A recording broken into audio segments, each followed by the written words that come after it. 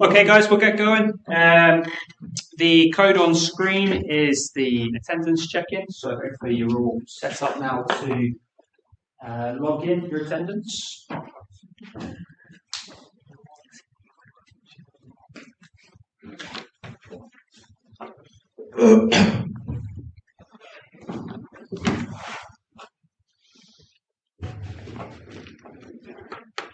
We're getting on, right? Yeah, good. Getting grips with everything. Excellent. Okay, so today's session we're going to be talking about different types of structures and the ways that different sports clubs, specifically in Scotland, take up different legal forms, but specifically with funding in mind. Okay, so thinking about how this has an implication, the legal structure of an organisation might have an implication upon funding opportunities, but also tax implications as well. So this is quite a technical session we're going to be talking about today. By the end of today's session, you should be able to do the following things. Guys, you good? Yeah? Code. CTYOON.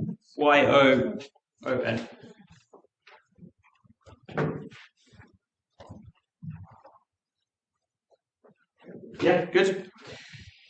So, our outcomes today. So you're going to be able to describe the different types of sources of management and funding for different models of sport. So here we're thinking about community sport, as we spoke about last week. We're thinking about amateur sport. We're then thinking about professional sport as well. Okay, you're going to be able to differentiate, hopefully, if we do a good job, between what an unincorporated organisation is and what an incorporated organisation is.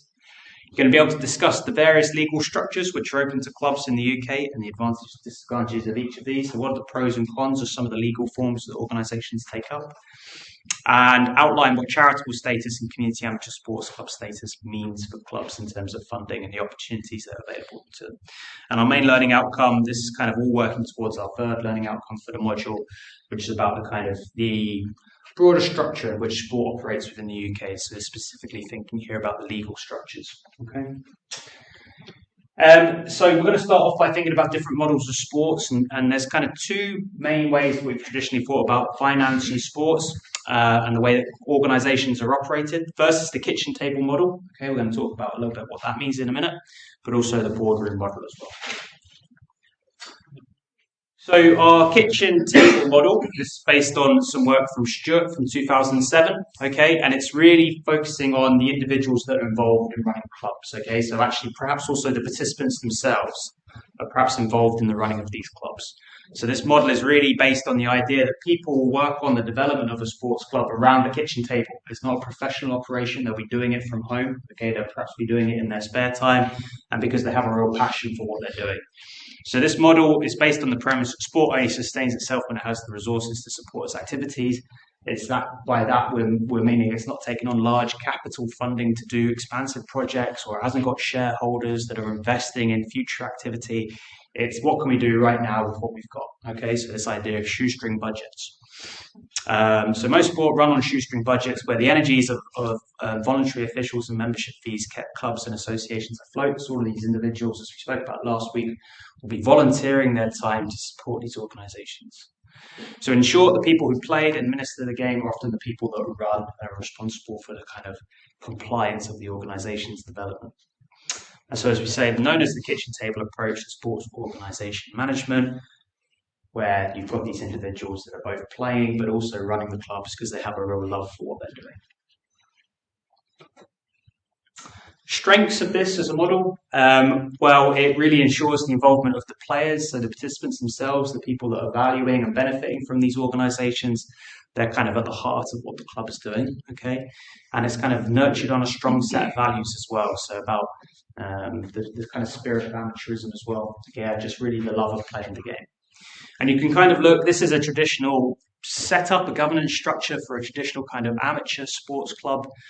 These will all be kind of amateur positions, and these bits in dashes here are perhaps the committee, and perhaps what you might have underneath are people that are operational. What do we think the difference would be between governance structure and the committee or the board versus operations? What do we think are the main differences between these two sets of people?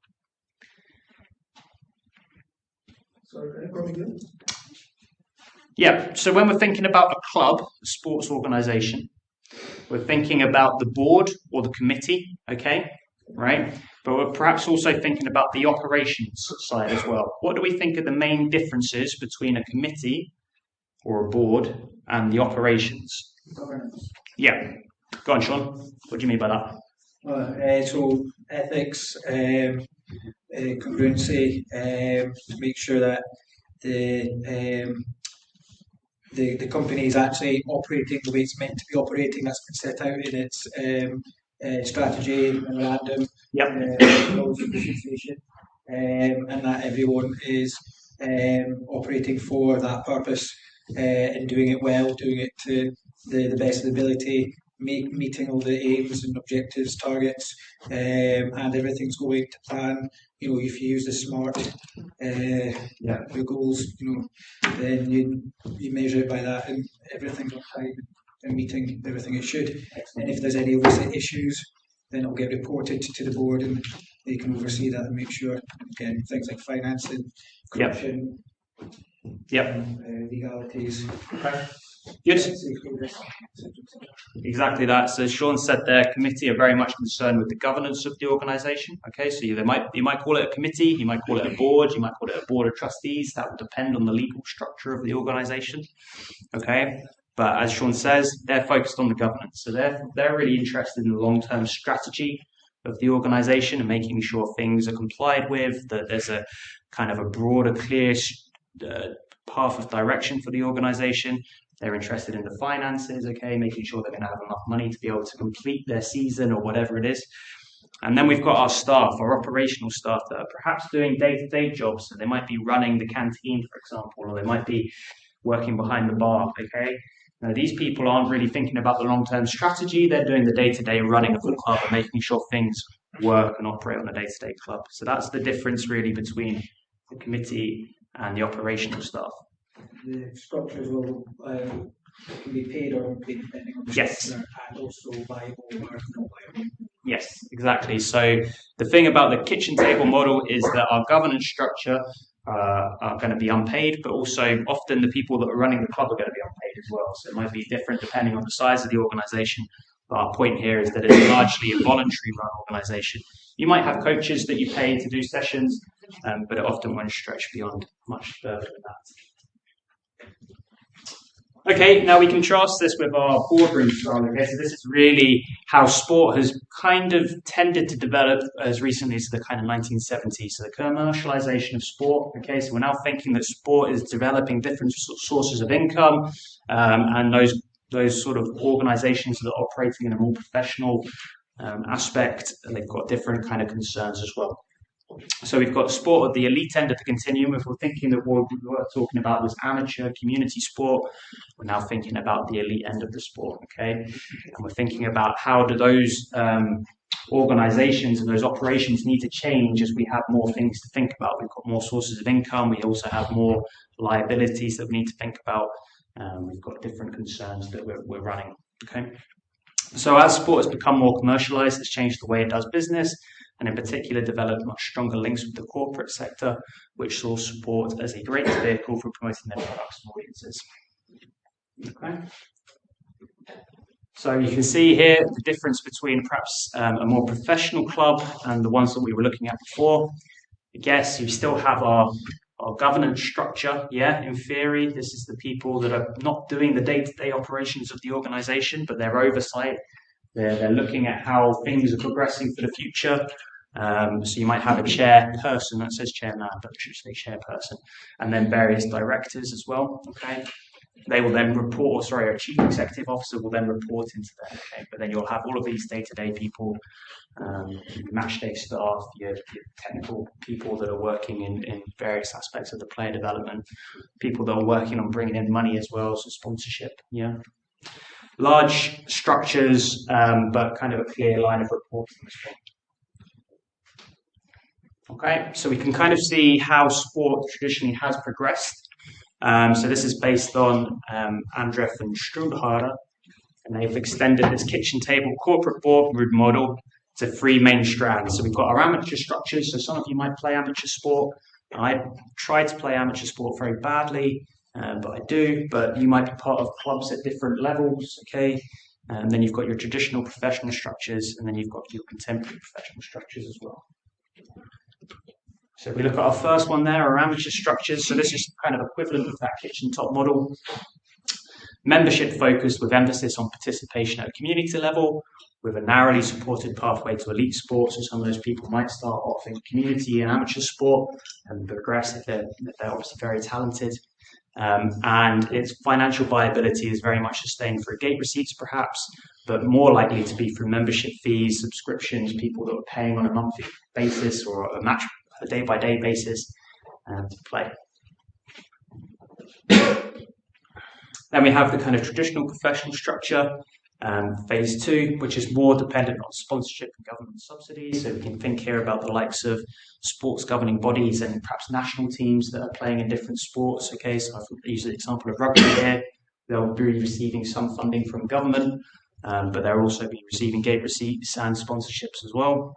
The structure primarily concerned with sports development is viewed differently as a kind of sports-centered archetype and as the forerunner of the corporate sports model. So yeah, this is more likely to be in line with sports governing bodies, as I say, or national governing bodies as well. But then our third one, and I've used Manchester United as an example here, is perhaps our contemporary professional structure. And this is more geared upon corporate support as it develops its brand image and network of sponsors. So if you go onto the Manchester United website and you go on their corporate sponsor page, you'll find they've got sponsors for pretty much anything and everything you've ever looked for in life. Okay, they've got a paint sponsor, they've got a bedroom sponsor, they've got a credit card sponsor. Yeah, and they come from all sorts of parts of the world as well. They have different sponsors in different countries as well. And the focus here is very much on revenue generation rather than sports development. So they're really just interested in their organisation rather than broader sports development. And it will also tap into different sources of funding as well. So Manchester United, again, are on the stock exchange. You can buy shares in them if you want to. And you might receive a dividend. You're much less likely to receive a dividend because most clubs don't make a profit. Okay, so if you head to Canvas, hopefully everyone has been able to sort their access to Canvas out. If you go to Canvas, there is a PowerPoint slide you can download as the activity. And what I'd like you to do is have a little think about those three models of sports that we've looked at. So amateur, traditional professional, and contemporary professional. And start to use this key as a way to map out which sources of funding are most important to these types of organisations. Okay, so thinking about amateur sports, how important is gate receipts to amateur sport? How important is cash donations to contemporary professional organisations? Yeah, is that clear? And you can use this key as a way to do it. So if you don't think the source of revenue is important at all, just copy that black dot into it. If you think it's going to be of some importance, use one green tick, and two green ticks if you think it's going to be highly dependent and highly important. Sorry. Yeah. My access to the teaching material is denied.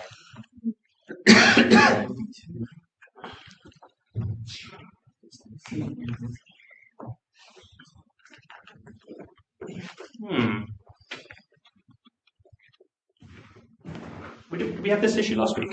No. No. This is a different issue.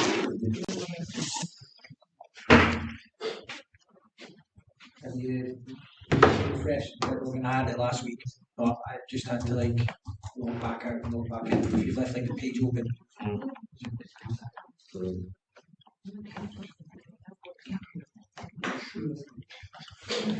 don't tried yesterday. Same. 6.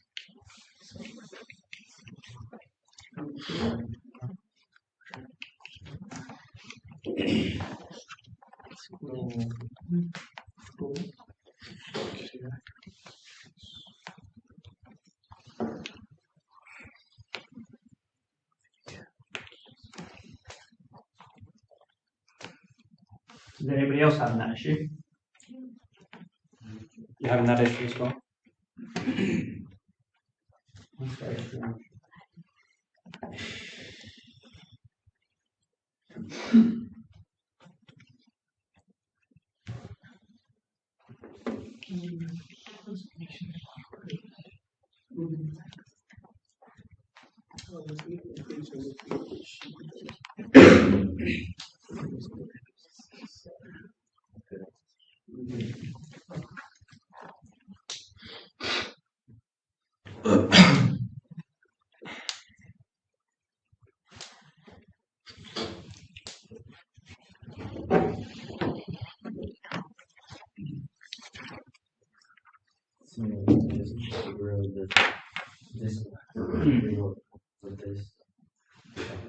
Ah, okay.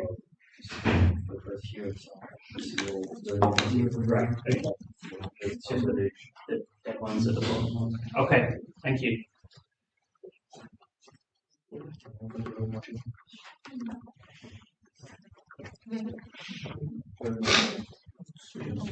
So here, Okay, I've deleted those ones, so you just use the link at the top. Yeah.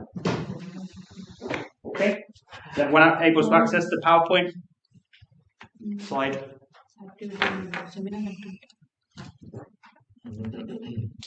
So if you just want to work through that, and you can edit it on PowerPoint, hopefully, if you've got PowerPoint. If not, you can access that through the library. You can get them to install it for you. You get the license. Okay, so have a go at working through that. Feel free to work with a partner or a small group if you want to. Have a conversation about what you think the sources of revenue are going to be most important to these three types of organizations.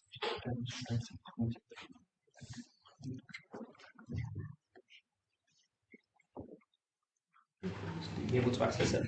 Yep. Okay, well done. Okay, got it, okay.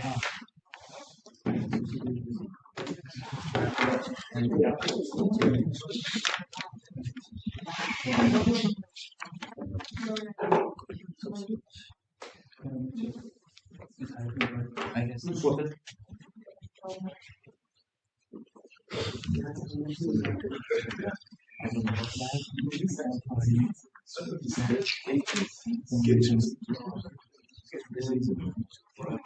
Just try downloading it.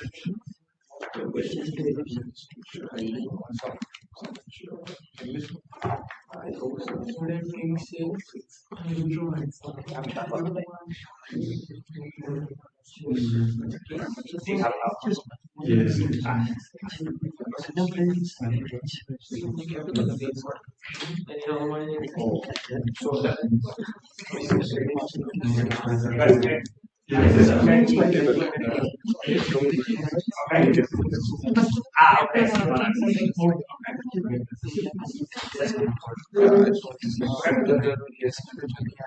This is the only one.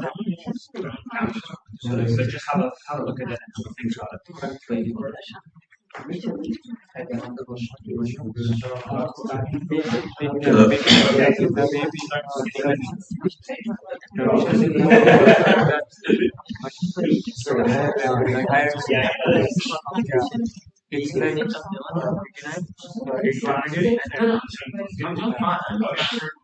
All right. Okay.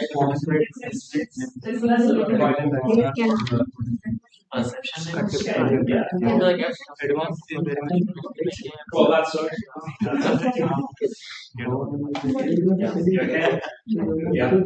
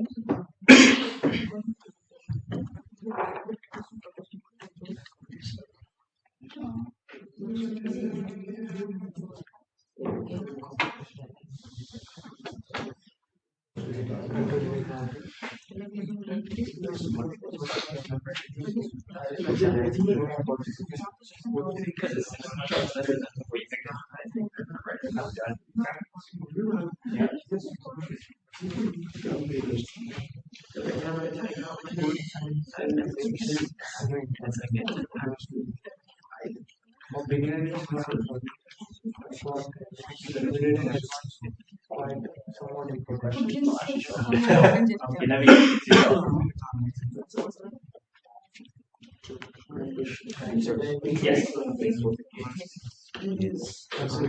What does it mean?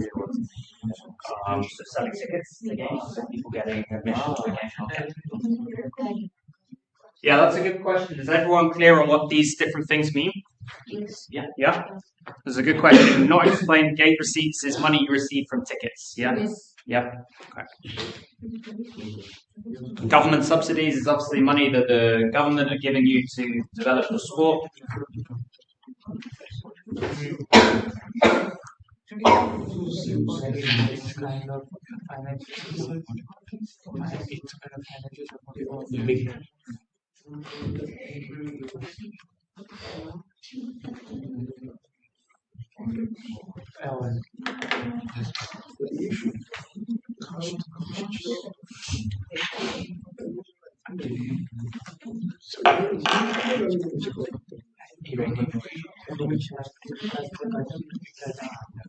It doesn't create so that's no intermediate and advanced traditional and contemporary for traditional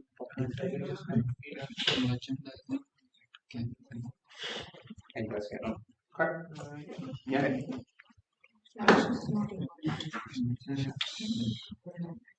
Couple more minutes. like normal like have original then also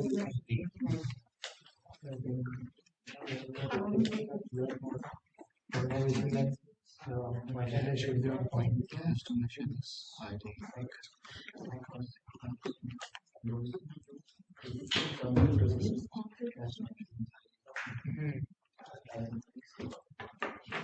and for their basic necessities.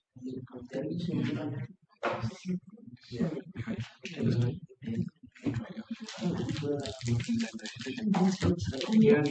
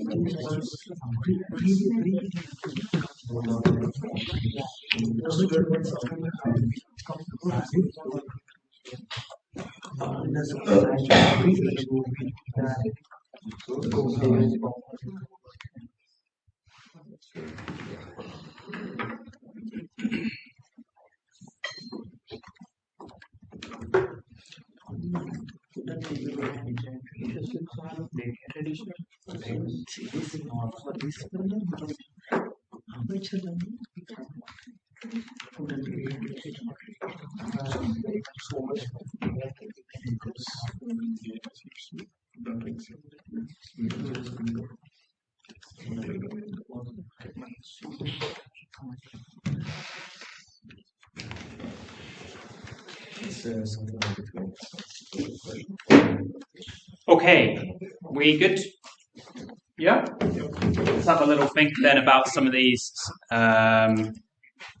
different sources of income. So let's start with our amateur sports club. Can someone give us an example of an amateur sports club just to contextualize this for us? It could be a local club, it could be a club you played for, either here in Scotland or...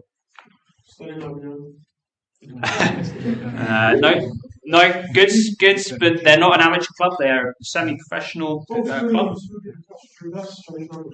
Yeah, so let's think about an amateur club. Doesn't have to be football. A uni sports team, great. Okay, so what's the kind of key characteristic of our amateur sports teams? What do we mean by amateur? We've not paid. Not paid. Yes, exactly. So they're not getting. Sorry. It's not a charity. It could be a charity, but it doesn't have to be a charity. Okay, it could be registered as something else, and we'll look at some different options later on. But yeah, so they're not paid; they're playing for the love of it.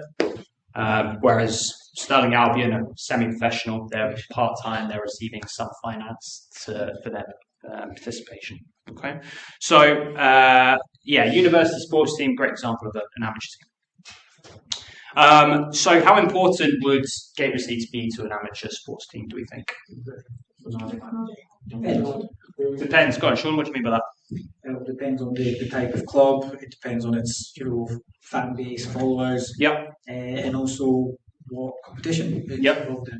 So you've got university teams that are playing in professional leagues and professional competitions. Yes, okay.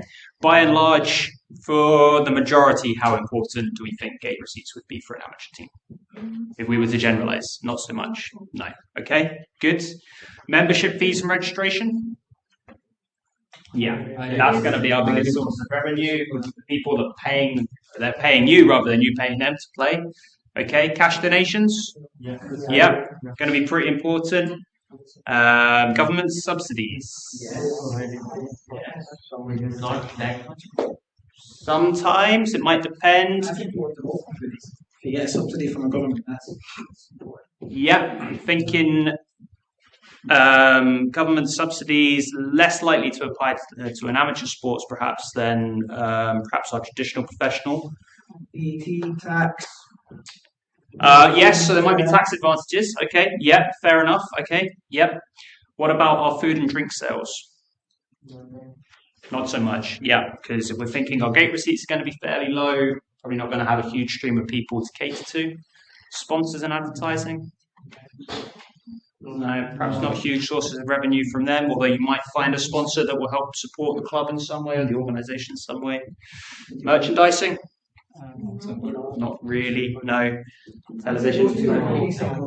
In this, like modernisation, Yeah, it certainly is. Yeah, so you can go online and find amateur club teams shirts to buy or kit. You know, there's certainly good kits that are going about that you can get your hands on now.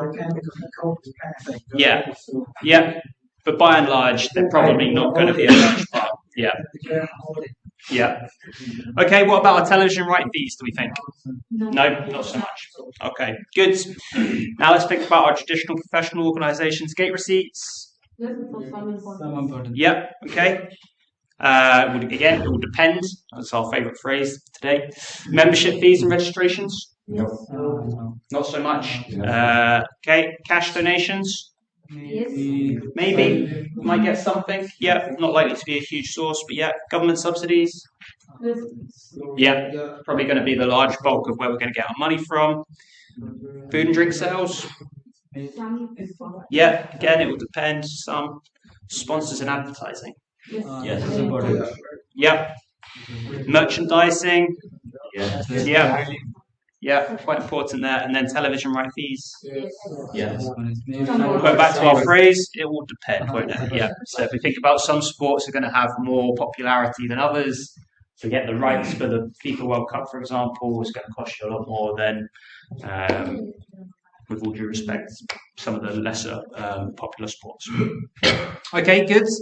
Contemporary professional. So here we're thinking about our elite professional teams that tend to play in leagues. Gate receipts. Yeah, big source of revenue. Membership fees and registrations. Might depend. What do we mean? It might depend what we mean by membership fees and registrations. It could be members themselves that are paying to play. If we're talking about that, what do we think? No. No. But if it's members to a members club that are perhaps they're a member-owned organisation. To get a ticket. Yeah, exactly. So you might have a ticket, a member club ticket. So yeah, there might be some fees that they receive. Cash donations? No. Less likely to leave money to a professional club because it's not going to mean as much to them and they're not perhaps using it for social impact like somebody else or a charity might do. Government subsidies? They might get something, but unlikely. Food and drink sales? Yes. Yeah. Yeah. Okay. Sponsorship and advertising? Yeah. Merchandising? Yes. Yeah. Television right fees? Yes. Yes. And certainly the last one there has grown to be more and more important to a lot of these organisations as time progresses. So we can have a look at this and see how that looks. So as you say there, yeah. This isn't a true or false, by the way. This is a kind of changing model. This will depend on certain organisations, but it's perhaps just a guide or a signpost as to what some of these sources of revenues will be on a generalised scale. Okay. Right, a little quiz for you. If you can scan the QR code, it will open up a Mentimeter quiz, which I think I need to do from here.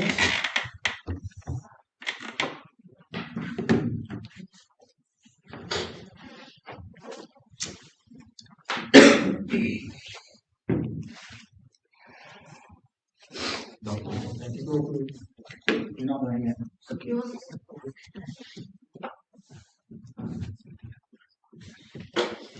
So you can either scan that code or you can go to menti.com and put this code in on top here.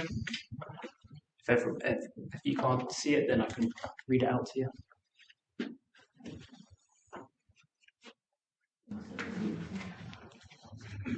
Probably easiest to do it on your laptop rather than on a phone. The other thing to say about this is you get points. There is a leaderboard, and you get more points. Yeah, I like it. It's a good little thing to break up the activity, and you get more points the quicker you answer.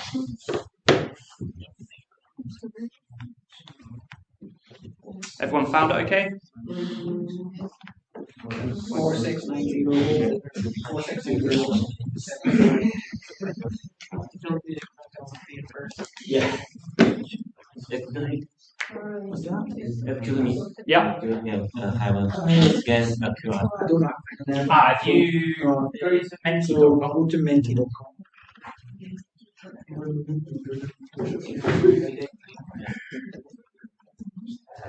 That's it.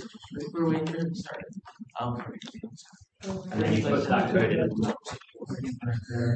If you have to put in a code inside, so you put your name on 4690.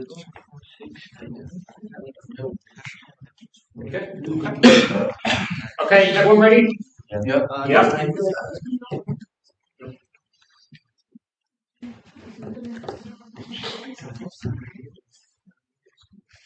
Yeah.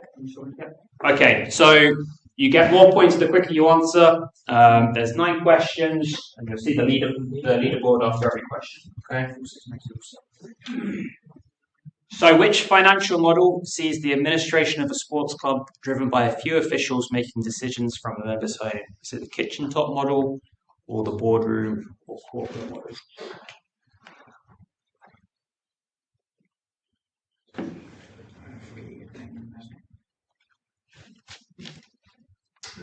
Yes, it was the kitchen top model. Who answered quickest? Who put that one?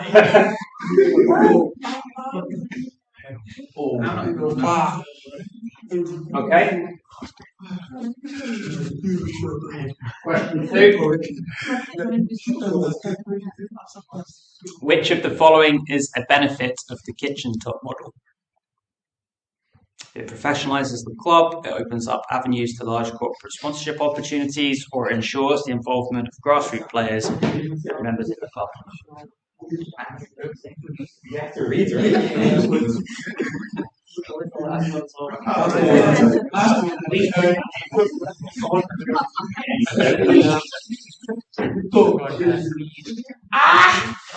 Look at I'm vexing you.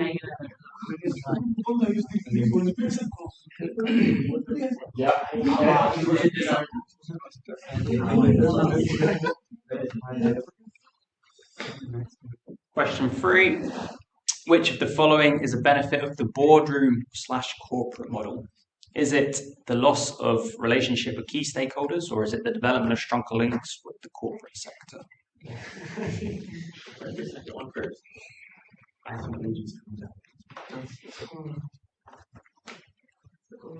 Yes. Well done, everyone. Got there quickest. Okay.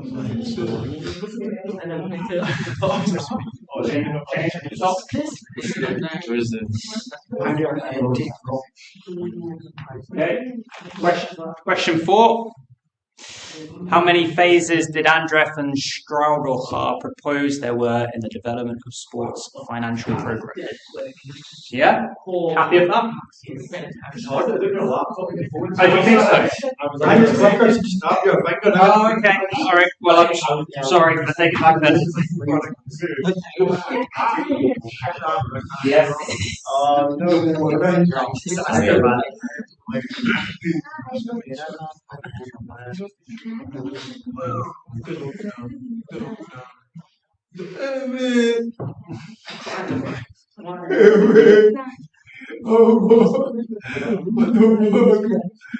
Okay. Question 5. What is the first phase of the three-phase model? Is it contemporary professional structure? Is it traditional professional structure? Or is it the amateur? Yes. Okay. So we've got the amateur structures that we've spoken about.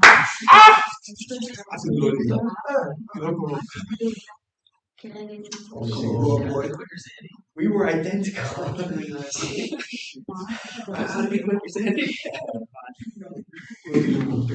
Okay. Question 6.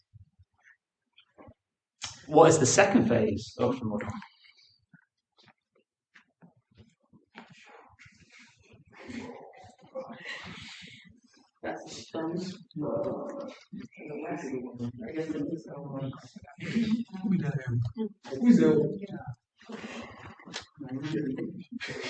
Yeah, so traditional professional structure.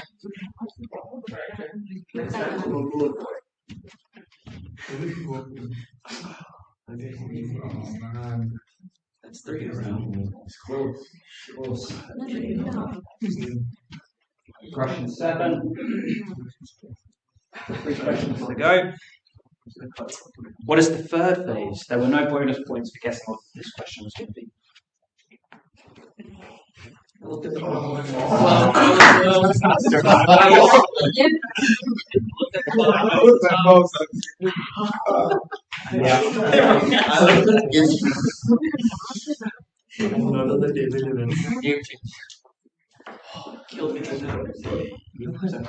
Oh, sorry.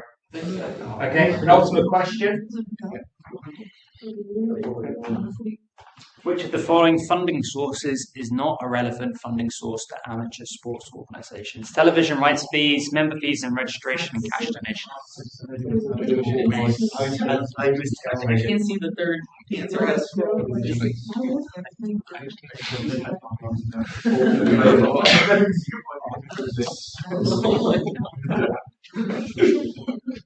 Okay, so that means going into the last round, our leader is still Sandy. Congratulations, Sandy. But only by 35 points, so it could all change on the last question.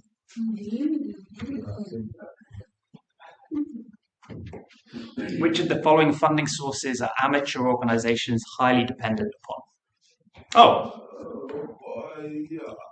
That's the same question, isn't it? Oh no, sorry.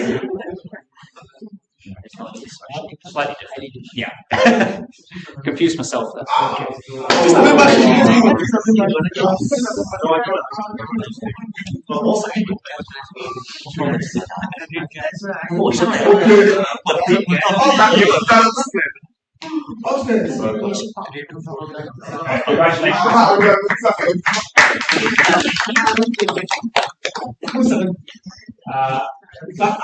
Andy, who's there?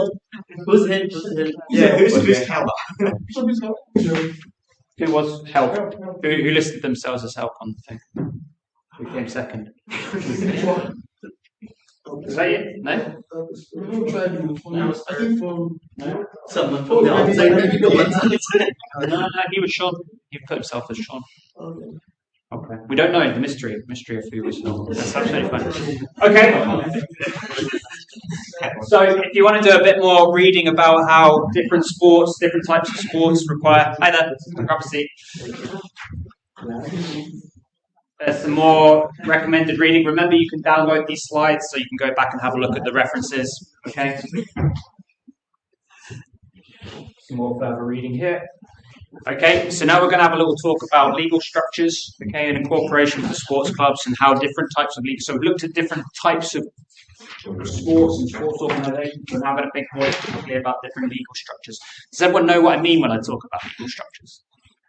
Do you know what I mean when I'm talking about legal structures? No? Okay. Well, hopefully it'll become clear, but you've all heard of companies, right? So a company is a type of legal structure. Charities are a different type of legal structure. Okay, so we're trying to think about different types of structures that sports organisations might adopt. Okay, so legal structures, why do they matter? It sounds like quite a dry topic, doesn't it? Okay, but actually what we're thinking about here is the importance of how the club is viewed in the eyes of the law. So the legal structure will affect different things in terms of the club and specifically funding arrangements. So a range of things that we need to think about here is the level of protection. If the club has no legal structure, there might be no level of protection for those that are involved in a club. It will also affect our governance arrangements as an organisation as well, so the types of different bodies we're regulated by, okay, and what kind of compliance we have to undertake. Tax arrangements as well, so we might get subsidies from the government if we're set up in a certain way. So specifically, I think Sean mentioned charitable organisations might get tax benefits and tax breaks, okay, but perhaps clubs that are structured as companies might have to pay other types of taxes as well. I didn't mean to look at Rangers fan when I was talking about tax and football clubs, but and then external perceptions as well. So how do people view your organisation, right? So we're going to start off talking about an unincorporated association. Now, an unincorporated association is a club that has no legal structure. Okay, so essentially, the 22 of us, or how many of us are in this room, we could all decide to start a sports team together. We could start the I love sports finance module so much, limited company, right? Or not even limited company, we just start it as a club, right? We can go and try and enter into a league and we could, play matches of a different sport each week, right? And all that we would need to do is set up a constitution. So we'd all need to come together and agree on this is going to be the rules of the I love sports finance module, okay? But there's no legal personality there. We're essentially just a group of individuals that have come together for the purpose of this club that are bound together by a constitution, okay? So this is how most sports clubs are set up. They just set up a club. They don't register it. They may be playing a league, but it's not registered in a legal sense, okay? Really flexible and simple to administer, so we could change the name of it if we wanted to. We could change the constitution if we wanted to. We don't have to tell anybody about it. We don't have to comply with Companies House or any charity regulator. We just decide we'll come together one evening and the constitution will say if we want to change anything, we need to get, 2/3 of the people in the room need to say we can change it. So that's how the majority of sports clubs still operate. Yeah, they just come together, decide they want to start a club or a team of some sort, but there's no legal protection there. Okay, and what we mean by that is there's no limited liability.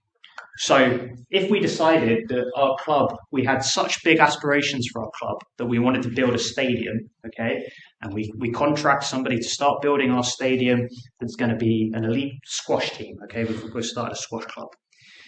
But halfway through the construction, it turns out actually we haven't got the money to pay the person to finish the development, right? And we already owe them a lot of money. They could, in theory, take all of us to court and we would personally be liable. If the club didn't have the money in the bank, we would be personally liable to make up the difference to that contractor. Okay?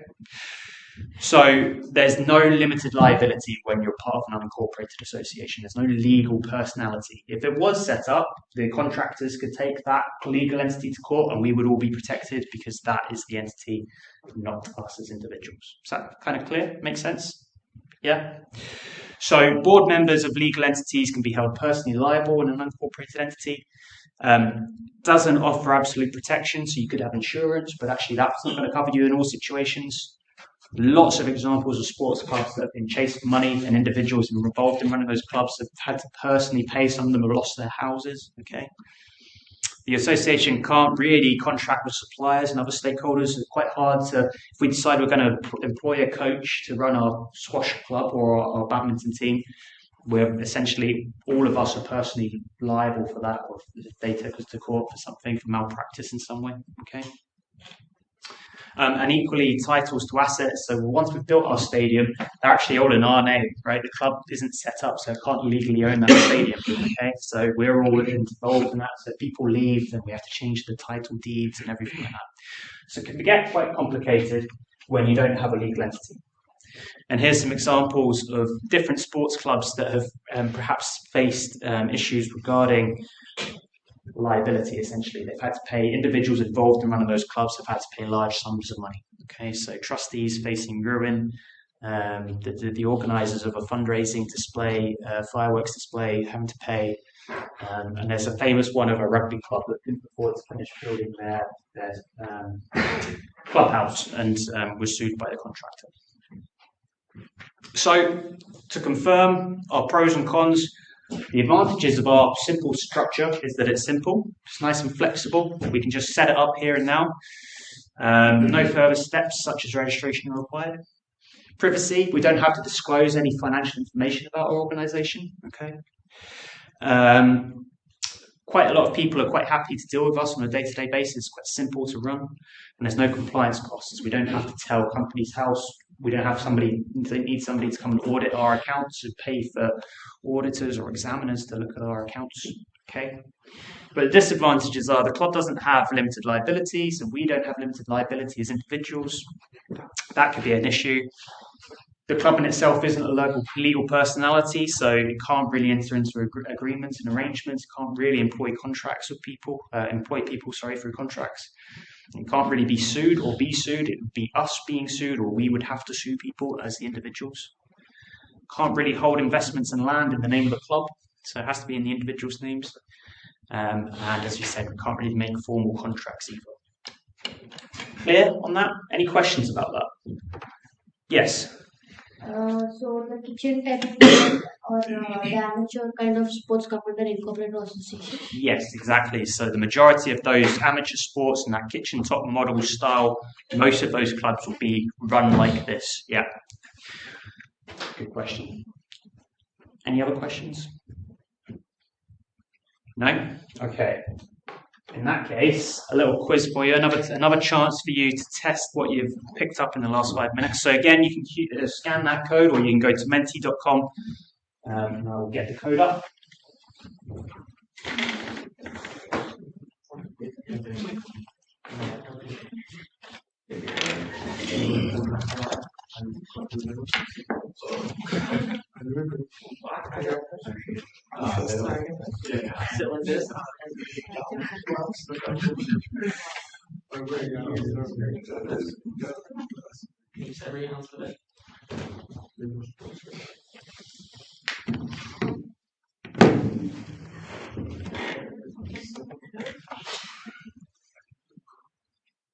So yeah, you can go to menti.com and put that code in there if you want to. Yeah.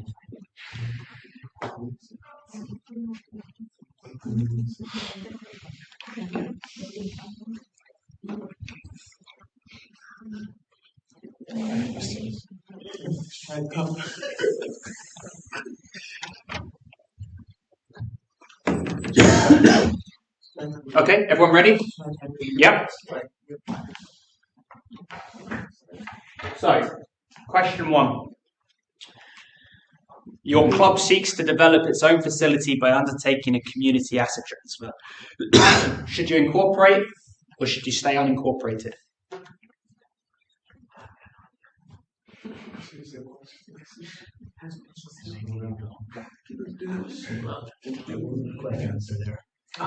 Yeah, so if you're thinking that you're going to enter into a legal arrangement where you're going to be taking on a facility of some sort, you probably want to incorporate, because if it goes wrong, you as individuals might be involved in that's not a nice situation to be in.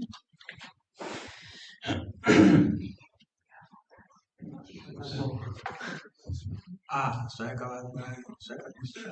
Okay. Question 2. Your club is a small club and it just provides services mainly to its members. Yes, you should incorporate, or no, you don't need to incorporate. What do you think you need to do? See, Jack, you've gone for the phone option this time. Yep. Not so great. Oh yeah. Okay.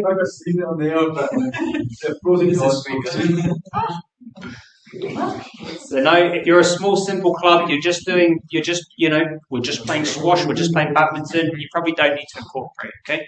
Yep.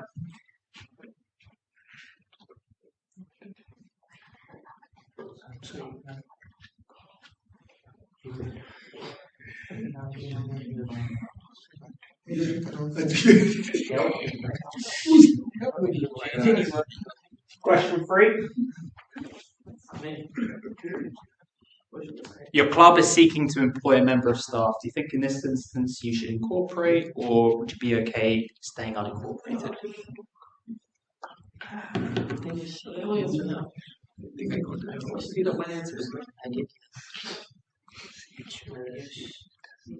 Yes, you probably need to incorporate if you're thinking about employing someone. Why do you think we should incorporate if we're thinking about employing someone? Yep, exactly. Yep, good.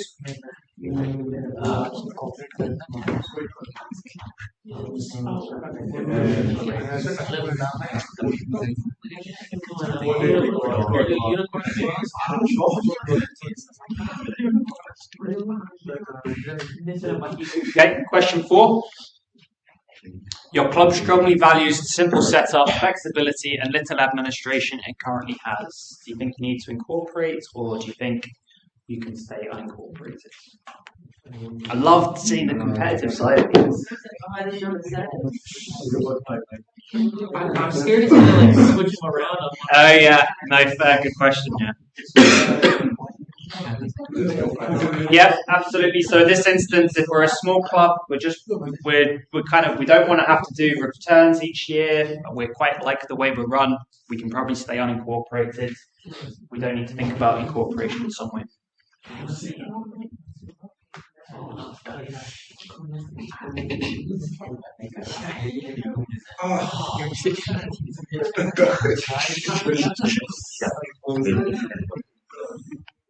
Okay, last question. Your club is thinking about applying for a loan. Oh, they were in the wrong spot. I clicked the wrong one. So they get pretty greedy. Can't get greedy.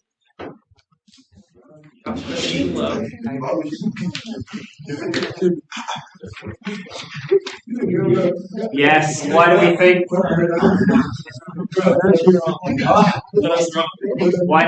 we should incorporate if we're thinking about taking on a loan as a club?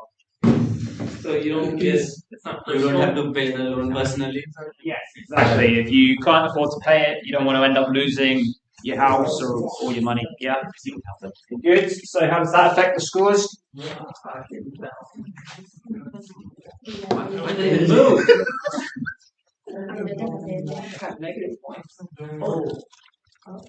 Who's help? Come on, we need to know who help is. So the screens look pretty small. Help, identify yourself. Yeah. Who is help? Maybe Sean, because he's not here. Maybe, but I'm not sure. I'm sure he was registered as Sean. Okay, never mind. All right. Congratulations.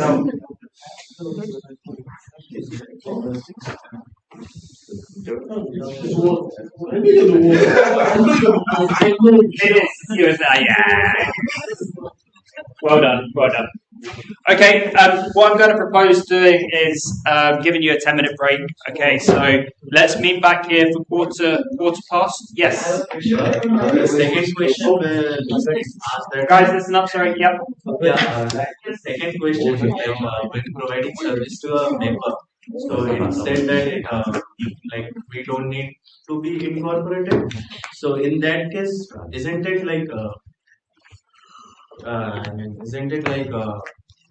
important to get incorporated, because if something happens then the member can sue us personally? It's a good question. I think maybe it's the phrasing of that question which is slightly confusing. So services in this sense is really about providing the sport. So it's about the activities that you run as a sport rather than additional services which are out with the main purpose of the organisation. Does that make sense? Yeah. Okay, so I'll give you 10 minutes to go to the toilet, and we'll start back at 1:15.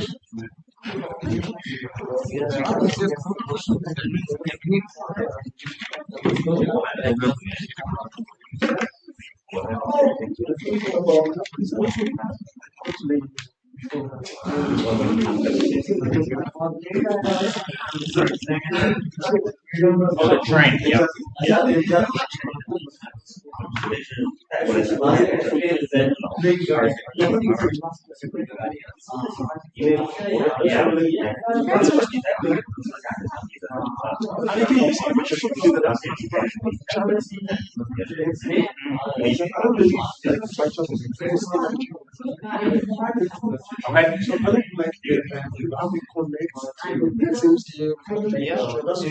Not in Edinburgh, unfortunately.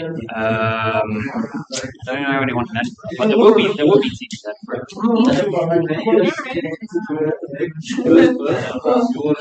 Yeah, I know teachers. That's good. Yeah, it's yeah, there's loads. Drop me an email and I'll send you. Yes, just saying it. We're going to start back. Just now? 5 o'clock.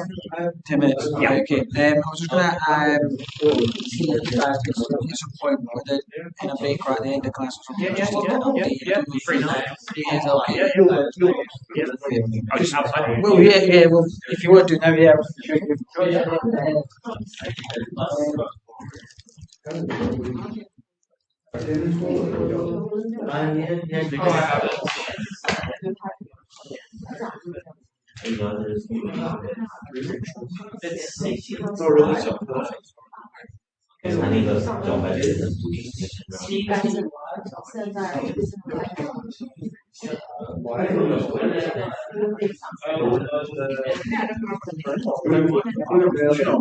There's definitely one.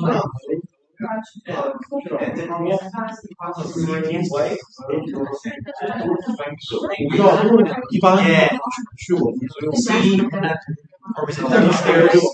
Downstairs, just like see when you came up yesterday, there was one light right there.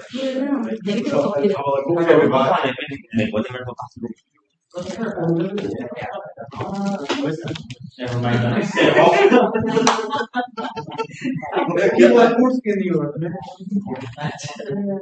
I was just about to say, I think there was down the hall there was.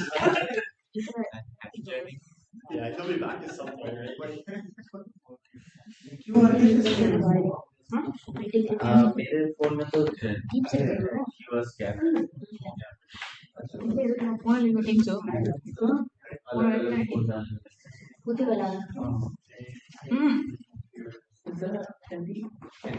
Hindi, Urdu. What language do I dream in? It's Bengali.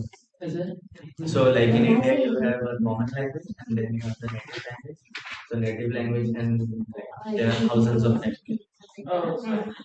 Yeah, so like my native language would be different from someone else's native language, so we wouldn't know what each other is saying. It's totally different. No, it's totally different. Like someone, like I'm from Calcutta, right? So someone from maybe Chennai, South. So their language. So if they speak in their native language, I wouldn't understand a thing. And if I speak in my native language, they wouldn't understand. So it's like totally different. Like similar to like China because there are different dialects. So it's similar to that. But ours writing is also completely different. Like I can, like I can speak in Hindi as a common language, but I can't read or write it. So like schools give like they have particular classes to learn another language in India. Like So in your school, you don't speak in English. no, in schools we speak in English. Like in schools our first language would be English. Second language it depends. Like there are some schools that give like teaches other languages like French or like it's optional. So there would be a couple of languages that they teach, and in some schools, like it was in my school, so as in my third language, that like it was fifth, sixth, and seventh. So in 3 years it was Hindi. So yeah. Wow. Yeah. So you have three languages. And Hindi and Urdu is the same. So yeah, that's another one. Urdu is like I think it's mainly in Pakistan. So it's almost similar. Sorry, from Pakistan. Yeah. In India, I think there's officially 27 languages, but unofficially there's like thousands. We don't have an official language. You know, US. There's no national language. Can you imagine how mental if you every state spoke different languages? Like each state spoke different. Yeah, we have our own slang. Yeah, like it's not like you can understand it. You know what I mean? That's crazy. Sometimes, like we even as Indians, as locals, we face the problem like when we visit like to another state or some place. Like we Indians like to travel a lot. So when we go somewhere else, so we also face the problem understanding the language in our own country. That's crazy. So, yeah, that's a big problem. India is a big country, bro. It is big. I mean, it is China. The population. Yeah. It's the minutes to travel from one. But because we are quite multicultural, so we speak for yes, it's called a mother. Some schools teach 3 languages. So I can barely speak one. Let alone 3, 4. Oh my god. Yeah, I struggle with reading and writing in English. It's like all the English speaking countries are just monolingual. You can't do it. That is the national language. Native language is not so there are 10 to 12 different languages. Oh my god. Yeah. I mean, in India, it is like compulsory to know a couple of languages, like obviously your mother tongue. So it may vary from person to person. My mother tongue may be something like we have 7 people here from India, so all 7 might have different mother tongues. But we speak one common language, that is Hindi and English, obviously, because in India right now the state is people who speaks fluent English is like they are known to be a higher class. So English is incorporated as a class. So yeah, that's because normally in other countries they take pride in that. Yeah. But we as Indians we don't do that. We take pride in how good we speak English. So that's the problem. That's why you will find many Indians who they speak good English because in like in our schools it would be a punishable offense to speak in our mother tongue. So anything other than English would not be appreciated. Like we were supposed to only speak in a mother tongue when we have that class. Like in my case, we had a particular class timing for Bengali class, so we were only allowed to speak Bengali during that time. Any other time, if we speak in anything other than English, then we will be punished. Yeah. Oh no! No, just a master. Yeah.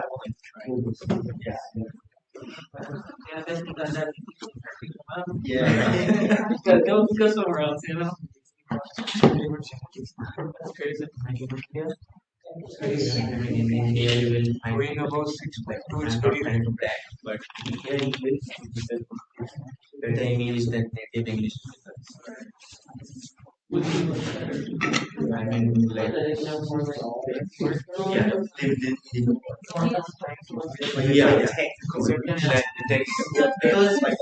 like, yeah, because daily speaking is Let's close, man. knowing the meaning of different words right in that. So they are like trying to get exactly. So you would what does that mean? Because what I do is totally fine stuff by me because I can get things or I can make you know what I can I can communicate. But they are like, I think that makes no sense. But that's something we can right. That's not good like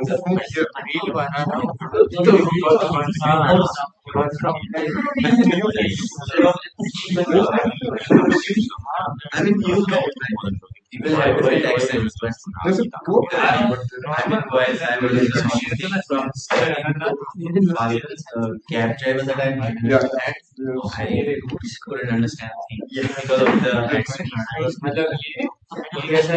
Exactly. I just nodding my head.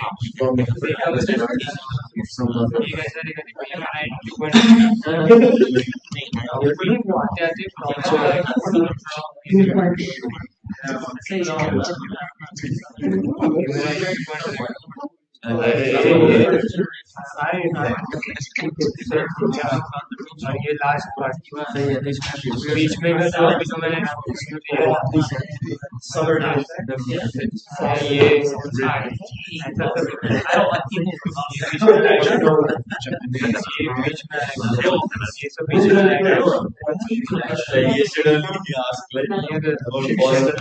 that's why I like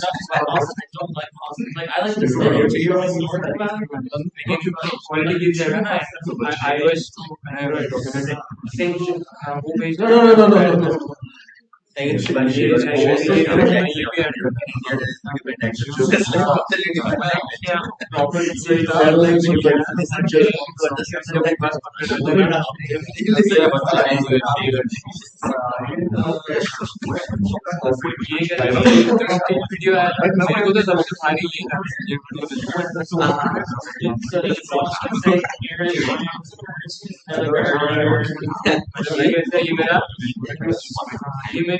अच्छे से ये for mother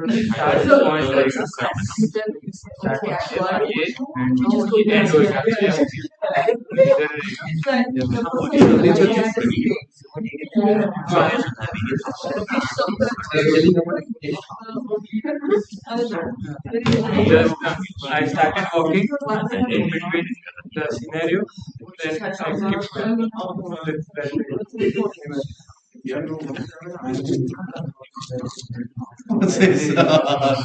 वो देखा मैंने photo से reels है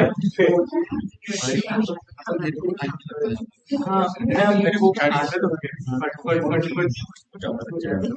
मुझे मैं जब बस स्टॉप पे गिरा था तब मेरे को ये साइड से ज्यादा दूर नहीं आ रहा था ये side against the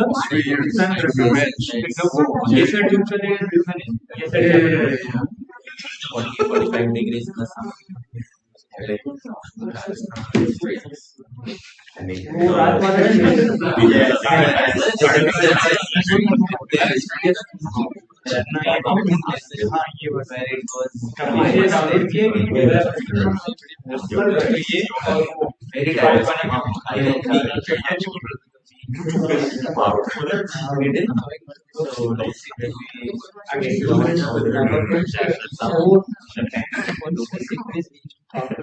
No, it's increases I'm not otherwise against tons of it.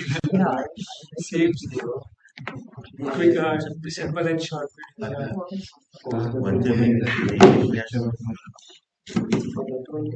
That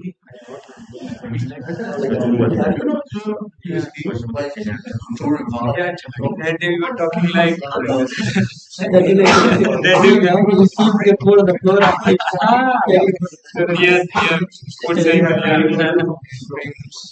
Skateboard. Like there's a difference like when someone takes the video and eventually take the video, the lot of decisions. That doesn't make video like although like if you take my video and purposely take the video like keeping the phone still, there is a difference. Very much iPhone is used. There's a lot of different.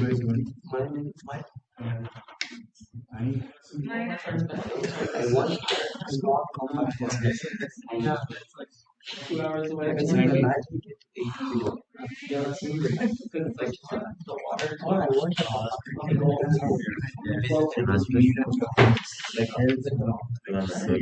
like this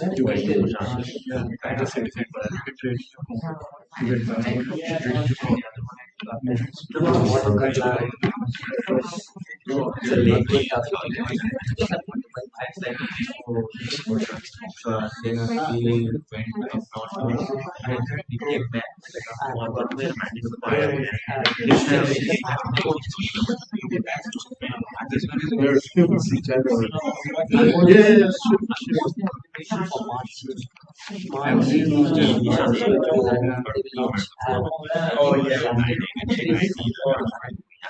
M3 is very good.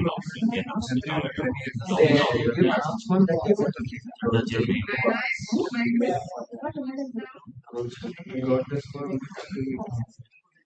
this one M1. So bored. Yeah. After the phone. 50 like 25 for cars. GST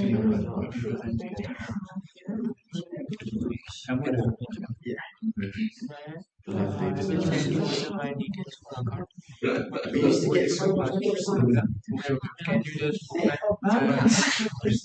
no, they asked you said that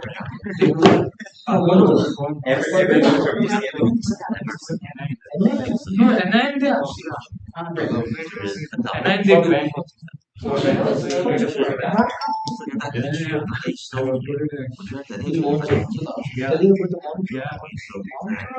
They do ask and then I have completed the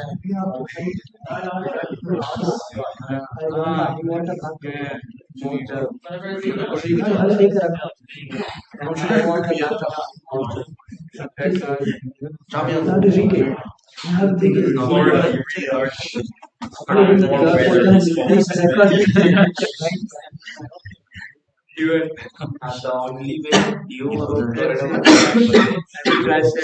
that I've seen couple of videos. There's like first around table. Oh, yeah.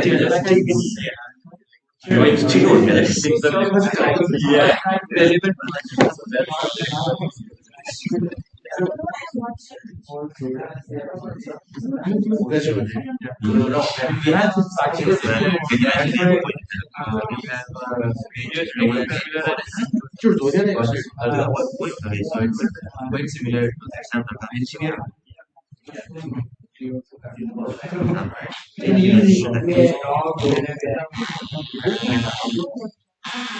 Okay, guys, we'll get going again.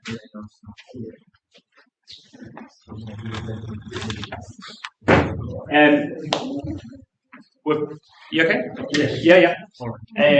We're probably not going to go the whole 3 hours today. Often I won't do 3 hours because that's quite a long time to be seated and listening to me rabbit on. So we've looked at incorporation. We've looked at what an unincorporated sports club is and what some of the benefits and disadvantages are of that. The next step is if we as a club have decided we've got to a natural progression with our organisation, actually we think we should have a bit more protection and we want to incorporate. The next thing will be to decide which is the legal structure that's going to be right for us. Okay. So we're going to look at a few different options. So we've looked at the unincorporated association, but then actually we have a series of options when it comes to the legal structure we're going to adopt. Okay, so we're going to look at each of these We're going to look at companies, and we've got a company limited by guarantee. We've got a company limited by shares, and we've got a community interest company. Now, each of these will have different characteristics that will be better suited to some sorts of clubs than others, okay? We've got a community benefit society, which is a type of cooperative organisation, which we'll go into some discussion of. And in Scotland, we've got a Scottish charitable incorporated organisation. So let's start with our companies, okay? So perhaps the most common legal structure that people in the UK will be aware of is a company limited by guarantee. So when we get our company set up, we have a legal personality. So obviously our difference with unincorporated is it's just us as a group, okay? When we get our company limited by guarantee, we have that legal entity, something that the eyes of the law can say, right, well, this is a club that owns X assets. Okay, you can enter into... Oh, yep, sorry. Is that the same as an LLC? LLC. LLC? Like a limited liability Ah, company? okay, so there will be, yes, once you've got that limited liability aspect, then that's kind of like an incorporated organisation, yeah? Okay, I'm just trying to connect it to both the Yeah, yeah. So we've got our... No, I know that. So we've got our separate entity, our separate legal entity that can go into contracts, can hold assets and investments in its name. Our members are protected usually for a sum of £1. That's probably the extent of our liability, okay? And we've got the limited liability aspect that's going to protect the directors of the company and the members as well, right? Our administration, we're regulated by Companies House. So each year we need to file a return into Companies House. And depending on how our articles are written, we might qualify for grant funding. So we can be a company limited by guarantee, but we could also get grant funding. We might still be a non-profit organisation, but it will very much depend on what our articles of association will look like. And that's like our constitution that we spoke about before. Okay. And I should have said that most sports clubs, the professional end of the spectrum that we looked at in the first section, will be set up as a company limited by guarantee or by shares. Okay, so for the more elite clubs, they'll be set up by shares or guarantee. Limited by shares means that you can buy a share in it. Okay, you can buy a percentage in it, you can have a stake in it, and the club is owned by its shareholders. So most football, baseball, rugby, team sports are set up as companies limited by share, and some of them might be traded on the stock exchange, and you can go and buy a share in that organisation. Okay. The difference here is that your liability is limited to the amount of shares that you've purchased in the club as well, so you could lose that entire value of money as well. Okay, and if the club is set up this way, you might make money as well, so you might have dividends, you might have a good year, and you might make profit, and those dividends will be distributed to its shareholders. Okay. And sport is probably becoming more and more focused on that commercialized aspect where owners are looking to monetize their organizations. Okay, they're trying to find ways that they can monetize it and they can derive profits from it. Okay, so those two are quite corporate. They sound quite corporate, don't they? Companies, yeah, they sound very corporate. They sound like they're very business orientated. But actually, I think the reason that we're all interested in sport, and this is maybe an assumption on my part, is that we all love sport and we all think that it has a value beyond trying to make a profit. Okay, so most clubs, I would say, from their origins are set up for a social purpose, to bring people together to play a sport that they love. There might be other social purposes that are set up to sort of provide community impact and do something for a local community. But actually, there's very little about a club that is set up as a company that distinguishes it from being like that, if that makes sense. So clubs often set up as companies, but actually doesn't tell us much about their kind of social and community purposes. So there's actually a number of different legal structures that we might want to think about, which can better reflect the fact that we're doing stuff within our local community and our local area, okay? So that's where our other legal structures come in. But it's also important to know that if you want to become one of these legal structures, you actually have to do the things that you say you're doing, okay? So you actually have to have some demonstration of the fact that you're a community interest, you have a community interest. Is that clear? Yeah? So let's start with the community interest company. This is literally as it sounds. This is a company, okay? So it still has the structure and characteristics of those other two types of companies, but it's called a community interest. And what you mean by that is you have to write a community interest report each year that describes how you've worked towards your objectives, which should have a social or a community impact. Okay, so there are some sports organisations that are set up as community interest companies, and they'll compete in professional sport, and they will perhaps pay players to compete, but they will also do something within their local community as well, right? So they will have activities that aren't there to make a profit, but there to work towards tackling an issue within a local area. Again, same characteristics as I say, so they have a legal entity and the members will enjoy limited liability as well. One thing that is of interest about a community interest company is that it has an asset lock. Okay. Now, what this means is, let's say we've registered our sports finance loving module, and we've decided we want to be a community interest company. Okay.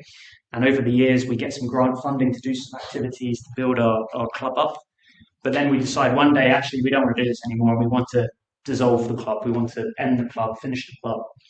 What the asset lock means is that we can't just decide to distribute the rest of the money in our bank account amongst us, unfortunately. So we have to give it to another like-minded organisation. Okay, so this is to stop people being able to personally profit and benefit from a community interest company that might be able to get grant funding, but it stops it from diluting it and us just sharing all that money ourselves. Okay, so it has to give it to another kind of community interest company or another organisation that has an asset lock. Yeah, is that clear? Great. So each year you will also put your returns on Companies House, but you also return saying about your community interest and what you've done, your community interest statement. Okay, a completely different type of model here now, which is called a community benefit society. So it sounds similar to a community interest company, but it's quite different in some respects. This is a type of cooperative. Okay, cooperatives have to abide by the 7 cooperative principles. I can't actually remember what the 7 cooperative principles are off the top of my head, but they are things like cause for the community, sustainability, and cooperation. Okay, so they operate on a one-member, one-vote basis. So it doesn't matter how many shares you own, you all have an equal say in how that organisation is run. So it's supposed to be a democratic and transparent organisation. Who's aware of the co-op food branches in Scotland? Obviously, Scottish people will be, but who's had a chance to shop at the co-op in Bridge of Alton yet? Yep. Okay, so you can become a shareholder in the co-op, right? You can become a shareholder and you get a share of the dividends of the year because you are then technically a co-owner of that cooperative, right? John Lewis did as well. John Lewis as well. Yeah, That's sports going. That's a bit different. So then we've got our Financial Conduct Authority regulate community benefit societies. So not Companies House, but the FCA regulate community benefit societies. Okay. And then the one that most kind of amateur and community sports clubs are going down the route of, those that do want to incorporate, they tend to go for a SCIO, which is a Scottish Charitable Incorporated Organisation. And again, as the name suggests, it offers the benefit of both being incorporated, so we have the benefit of being incorporated and have that limited liability, but also a charity, okay? So you can have those two benefits in one legal entity, okay, which wasn't always the case, so it's a fairly new legal structure. Very simple legal structure to operate, which makes it easy for people that want to set up charities. Most people are familiar with the concept of charities and what they do, okay, regulated by one body, which is OSCR. And in order to register and to become a charity, you need to be able to pass the charity test. What is the charity test? Well, that's basically to say that your organisation only really has charitable purposes. So one charitable purpose being the advancement in public participation in sport. So we've decided that our squash/badminton, I can't remember what we said, is only really interested in growing interest in that sport within this area. So we have to try and make it as easy as possible for people to get involved in playing that sport. Okay, and if we decide that we're actually going to start doing some activity which is completely different from that, we wouldn't be able to get charitable status. Okay, and we need to be able to show that it has public benefit. So we can't privately be benefiting from it. It has to have a broader community benefit. And you might not think of a sports club as being a charity, but as I say, this is really quite a growing movement of clubs that are going down this route.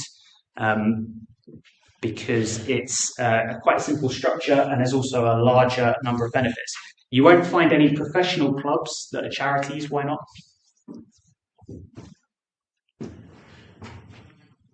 Why wouldn't a charitable club be considered? Why wouldn't a club that's professional and paid players be considered charitable? They're running for a profit. They're possibly running for a profit, although not necessarily. It might be a non-profit professional club. Yeah, go ahead. They have a charitable branch. Yes, they might have a charitable branch. Yeah, a lot of them will have a charitable branch. Yeah, but largely, paying players does not seem to be a charitable purpose. So you could be doing lots of good stuff within the community, but paying people to play sport does not seem to be a charitable activity as such. Okay, but you're absolutely right. You could have your professional club where you're paying players, but most clubs will perhaps have a charitable branch that can benefit from a range of different things, such as tax relief. So charitable organisations have a way of paying corporation tax. So if they were profitable 1 year, they wouldn't lose money to the tax man.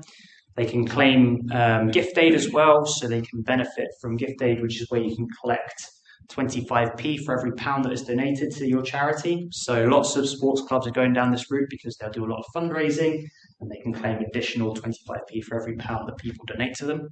Okay, they get rates relief. So that means if they own a property and they're having to pay certain rates, they can get a mandatory 80% discount on this from their local authority. And at the discretion of the local authority, they might get the extra 20 as well, so the full 100%. Public perception. So people are familiar with the concept of a charity. Yeah, there'll be different types of charities in every country in the world, I'm sure. And so people understand what they do. They exist for kind of a broader social and community purpose, right? There's also fundraising benefits. So if you're registered as a charity, certain funders will give you money, whereas they might not if you don't have charitable status. So charitable status goes a long way in terms of convincing fundraisers or grant funders, perhaps, that you're the right person to give money to. And there's also other benefits there, such as Amazon Smile and easy fundraising that you can benefit from as a charity. Some of the drawbacks of charitable status, okay, so there's compliance involved in administration. So to be able to benefit from all of those great tax advantages and government subsidies, there are things that you need to think about. So being regulated means that you have to comply with the rules of OSCR. You have to file a return every year that says what you've done to meet your charitable objectives. And also because of the kind of dual incorporated and charitable structure, if you lose your charitable status, you also lose your incorporated status as well. So you go back to not being able to enjoy limited liability. As we say there as well, it might also constrain your operations. So because the activities have to be purely charitable, it might be considered a little bit inflexible for some of the things you want to do. Okay, test on what you've learned. So if you want to scan the QR code or again go to mentor.com, give you the code.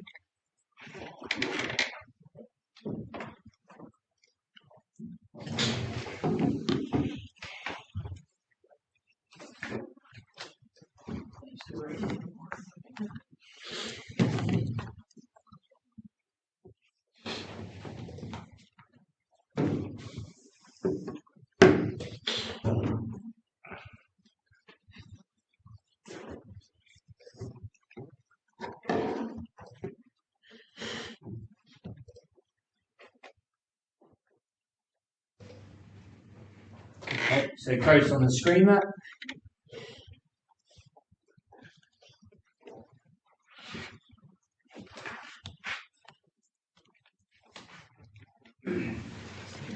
How are you feeling about the light? Do you want the lights on or are you okay?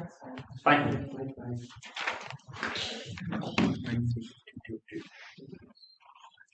Okay. Ready? Yeah. Okay, which of the following legal structures is owned by its members?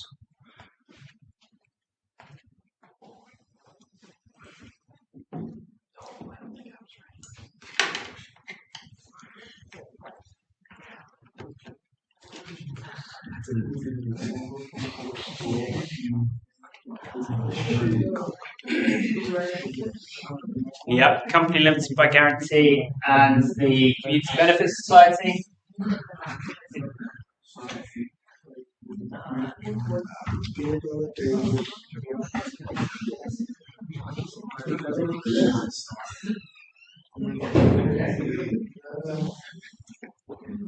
Question 2. Which of the following legal structures must be for the benefit of the community?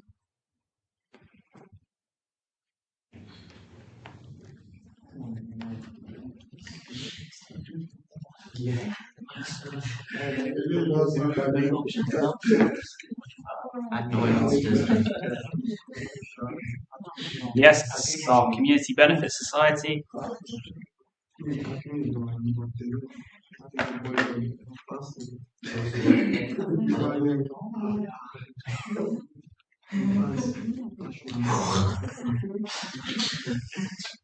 Question 3. Which of the following legal structures has no separate legal identity?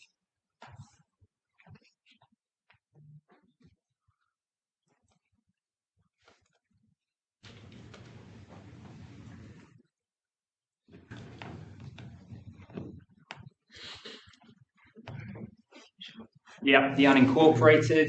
Well done. We got it.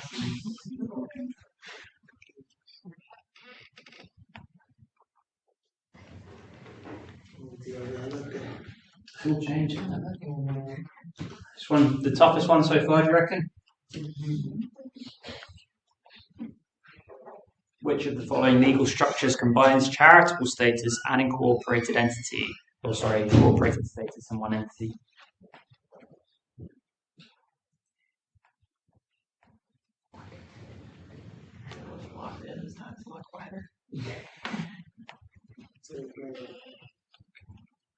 Yep, it's our SKIO. Well done.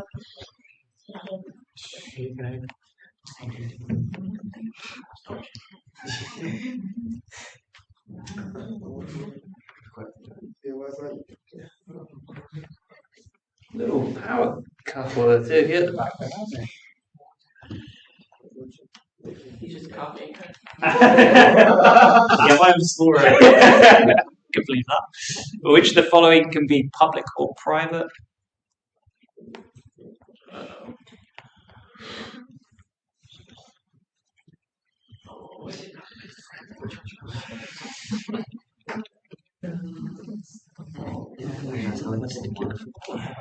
Yeah, it's our limited by shares. So by that we mean you can be on the stock exchange and people can buy shares in you, or you can be private and you might just be owned by 2 or 3 people.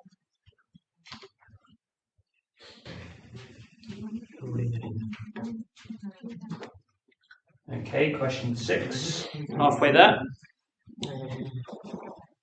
Which of the following legal structures has no formal legal requirements?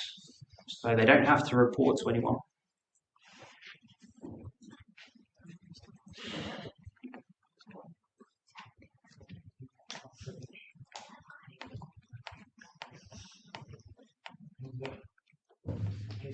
Yep, it's the unincorporated. Yep, because you're not registered with anyone, so you don't have any files to return. Very good.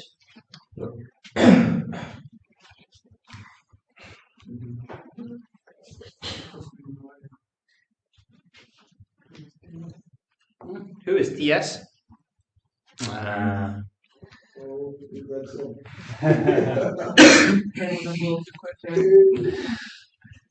Which of the following legal structures operates a one-member, one-vote system?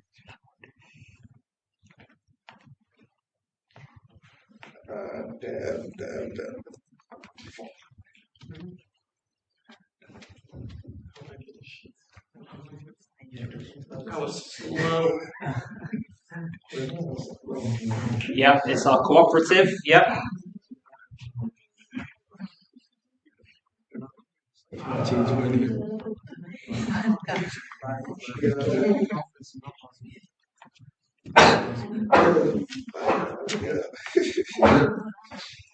Okay, last 3 questions here. Question 8. Which of the following legal structures is owned by shareholders?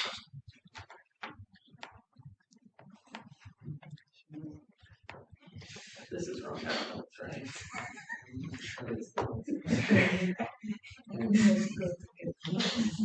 That's right. Yes, these are limited by shares. Which are good.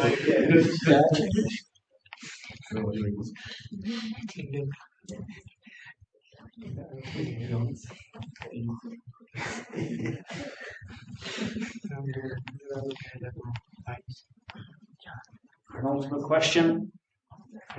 Which of the following legal structures has limited liability often to £1?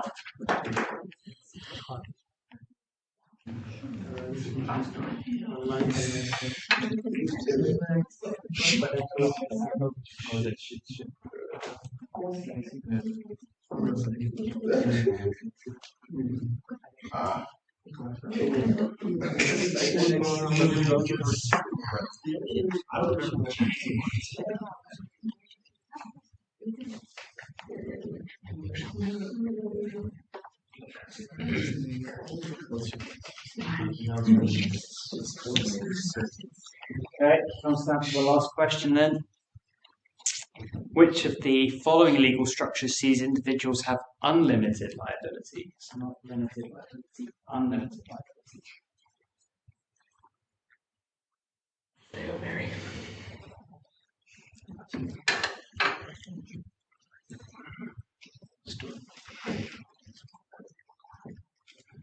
Yeah, an unincorporated association. So what does that do to the scores at the end?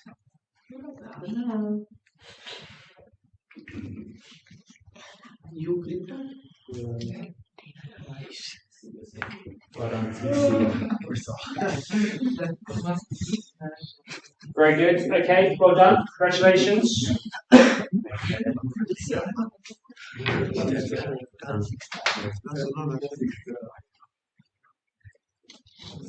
Okay, so you can have as I say this, I won't expect you to be able to even read this, let alone digest it right now, but this is a comparison of those legal structures that we've looked at. So how does your legal structure affect you in all these different areas? And we've looked at things about whether you're incorporated, what's your legal personality, limited liability, asset lock we mentioned, so which of these have to have an asset lock? Is gift aid available? And different kind of characteristics there. How many of you are involved in sports clubs here in the UK? Yeah. How's your club set up? Do you know? Is it at the university or a university? I've not joined any of this university yet. Okay. Glasgow. It was sort of just the just student run committee that were just elected every year. Okay. Yep. What about you, Sean? All different. I work with the Strathclyde Park Road Club, and they were limited by guarantee, but then became Scottish Charity Incorporated. So I did kind of the merging and the outcomes and the things for them. And I've worked with like football clubs where again they've got a charitable arm and things like that. I used to run my own companies. Okay. So I started off with a kick. Yep. So kick limited by guarantee. So again, it may have changed, but back then, the club in 2006. So you can either limited or unlimited. Yeah. With the kick then, for me to run it as a voluntary organisation, not for profit, and to get any public funding and to run it effectively, you had to be limited by guarantee if you want to. So you can see how some of these affect the funding that's available to you. So you can see how this all ties into the concept of sports finance and funding. Okay. So the last little section we'll look at here is around a couple of things that you might come across. So one of the things I think this is important for is hopefully this time next year you will have all finished your dissertations and you will be thinking about what you're going to do next. So whether that's going to work in professional sport in some capacity, or you might end up supporting community clubs on some level, whatever it is, this is kind of good to know because you might go into this field and might be offering advice to clubs around how they can structure themselves and different options that are available to them. So one thing that's good to know about is a community amateur sports club. So this isn't a legal structure, hence why I didn't include it in that section of the presentation, but it's something that you can apply to the government to get recognised as. So it's a tax wrapper or a tax recognition system, okay? That if your club satisfies these requirements, so it's a recognised sport, by that we mean something that you haven't made up a sport called racket, paddle, volleyball, something like that. It's a recognised sport and it perhaps has a sports governing body, okay? The core purpose of your club is to promote the kind of participation within that sport, be open to the community, so you can't be a private club and tell people that they can't join, okay? It has to be open to all, not be profit making. So as long as you satisfy all of these criteria, you can become a community amateur sports club. And this is quite good because some organisations don't want to incorporate. We looked at the start, they're quite simple and easy to administer, and actually you don't have to incorporate if you want to get this as a recognition. What it allows you to do is essentially generate free income from non-members. So you might have a bar or some other activities where you could generate further income and you still get minimum reduction rates in business rates. So you might not have to pay quite so much tax. And you might be able to pay players for their contributions to the club. And you could also claim gift aid as well. So there's a number of advantages that would be open to you if you were to go down this route. So it's worth knowing about. And I've mentioned gift aid there.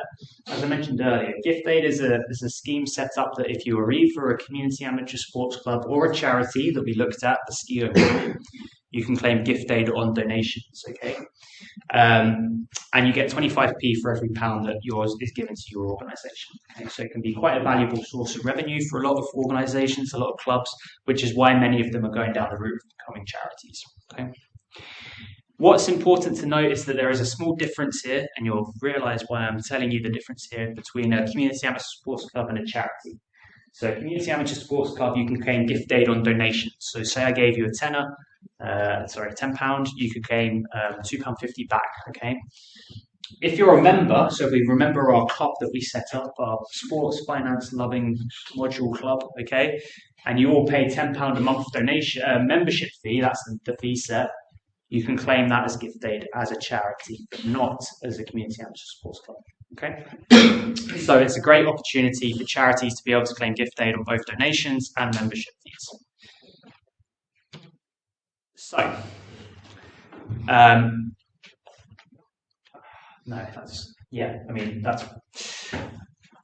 this is a bit of a case study here about a bowls club and a sailing club. Okay, so we can see our bowls club. We've got our facilities, we've got a clubhouse, so we're going to have to pay rates on the fact that we own property and land. We've got changing room, Bowls Green car park. Our total income as an organisation is £60,000, but they're not getting any donations from that, okay?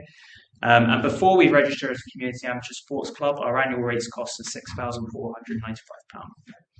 Once we get that recognition from HMRC, government, okay, our rates reduced by 80%, remember? For same with our sailing club, look how much we're saving. The difference here is that we are getting £3,200 in donations as well. So not only are we making a saving on our annual rates cost, you can see that's reduced by 80%, but you're also able to claim the gift aid, so 25% on top of the donations we received. Yeah? Is everyone clear on the maths there? Yeah? The reason I went back is because in my head I'd done a slide where I'd left the numbers after out and you were to work them out, but I've wrote them out. So, last quiz of the day, testing your knowledge on gift aid and charitable status.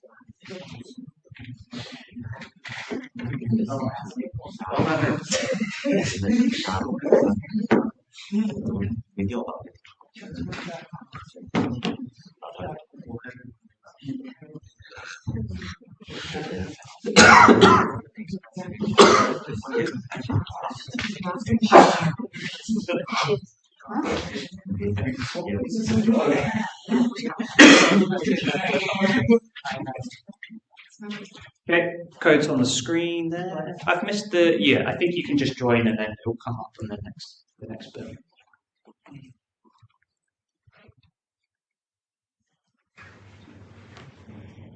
So in these scenarios, there's going to be 5 scenarios, okay? And in each of them, will you be able, sorry, is it 5 or 3? It might only be 3. You're going to be asked whether you can claim all of the money the club receives as gift aid, part of the money, or none of the money, okay? Based on what I've said there about the criteria. Everyone ready?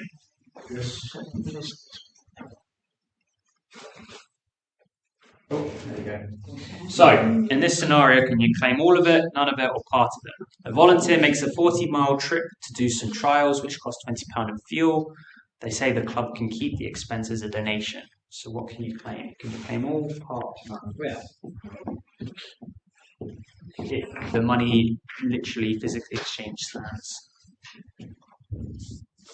You can actually claim all of this as if you've given the money to the volunteer, right, and they've said, actually, no, you can have that, you can claim the £20 gift aid. Okay.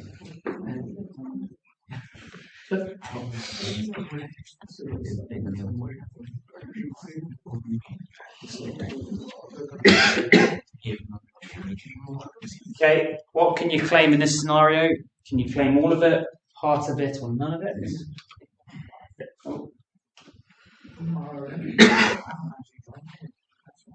Cricket club is struggling after some bad weather and finances are not in a great state. One member offers £500 on the condition that they pay it back at the year end. Can you claim all of it, none of it, or part of it?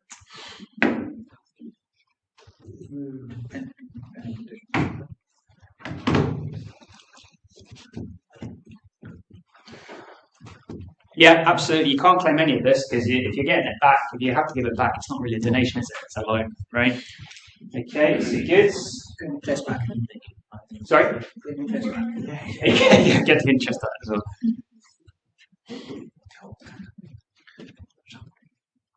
Okay, very good, Beyonce. Okay, and then in this last one, can you claim all, part, or none of the £300 in this scenario? I need to change the slides on this one. A football club or a community amateur sports club, and they charge their members $250 a year in membership subscription. Some members choose to pay an extra £50 as a donation. Can you claim all of it, part of it, or none of it?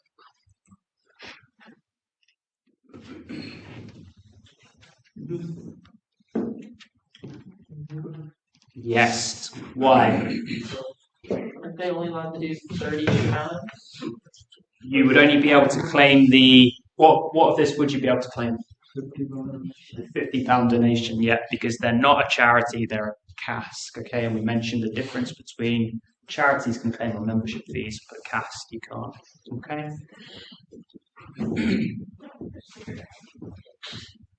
So many different.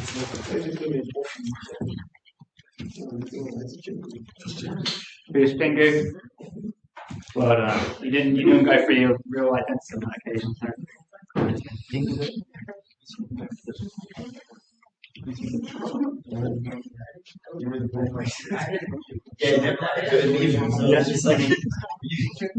Okay, so guys, just to summarize and conclude, the way that your club is structured is going to have a big impact on a number of different things that we've spoken about there. So it's going to have a big impact on how people perceive your organisation. If you set up as a company limited by shares, people are going to view you very differently from perhaps a charitable club that is doing work within its local community, okay? And that might change how much money they want to give you, whether that be a grant funder, whether that be the government, whether that be people that are giving donations to organisations, okay? It's also going to affect those funding opportunities that we've mentioned there as well. So grant funders not wanting to give to privately or set up organisations, you're less likely to perhaps receive government subsidies, okay? And it also will affect your governance arrangements as well. So this all links into that kind of wider network of how sport fits into kind of broader concepts underpinning society. Hopefully now you can do all those 4 things that we set out at the start of the structure of the session today. You should hopefully be able to describe the various sources of management and funding for different models of sport. So that bit where we're looking at how different types of revenue affect different types of organisations. differentiate between unincorporated and incorporated clubs, be able to discuss the different types of legal structures that are open to you, and outline what charitable status and community amateur sports club status means for your clubs in terms of funding. So as always, if you could leave some feedback on the session, that would be much appreciated. It doesn't take very long at all. I think it's just 4 or 5 very good questions, but it helps me massively in terms of understanding whether you feel you can answer these without them. Does anybody have any questions about the session? Next week we are going to look at budgeting, and we're going to start looking at your first assessment, which is due on the 20th of February. So we're going to, if you could bring a laptop next week, that would be great, because we're going to be doing some spreadsheets, and we're going to start laying out exactly what you need to do for your first assessment. And if there's no further questions, then you're free to leave. Okay. Have a great week. I'll see you next week.